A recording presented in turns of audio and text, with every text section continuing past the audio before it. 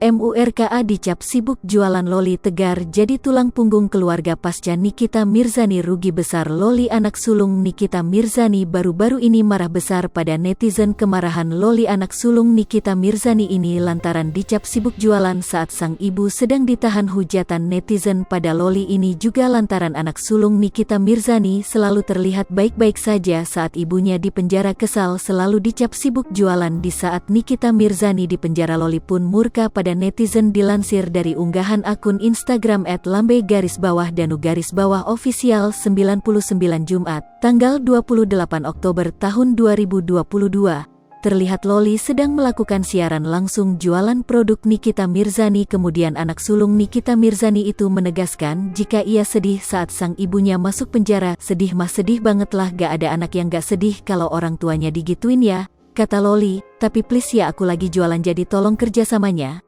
Lanjutnya, jadi tulang punggung keluarga saat Nikita Mirzani di penjara. Loli menegaskan jika yang dilakukannya untuk membantu sang ibu. Bukannya aku gak sedih kok, ini anak malah jualan sih. Bukan gitu, malah justru dengan aku berjualan aku ngebantu dia dengan cara aku berjualan, tegas Loli. Diberitakan sebelumnya Dea Hanifah, manajer Nikita Mirzani, sempat mengungkapkan jika mereka mengalami kerugian yang cukup besar atas penahanan ibu tiga anak itu. Semua pekerjaan Nikita Mirzani yang sudah dijadwalkan terpaksa ditunda. Kalau ngomongin itu enggak usah ditanya ya, saya banyak cancel of air kerjaan, kata Dea Hanifah saat ditemui di Kejaksaan Negeri Serang Rabu, tanggal 26 Oktober tahun 2022.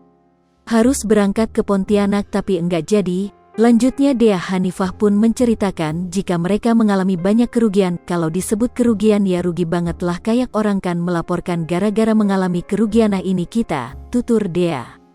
Karena penahanan terhadap Nikita Mirzani ini semua pekerjaan ibu Loli terpaksa cancel.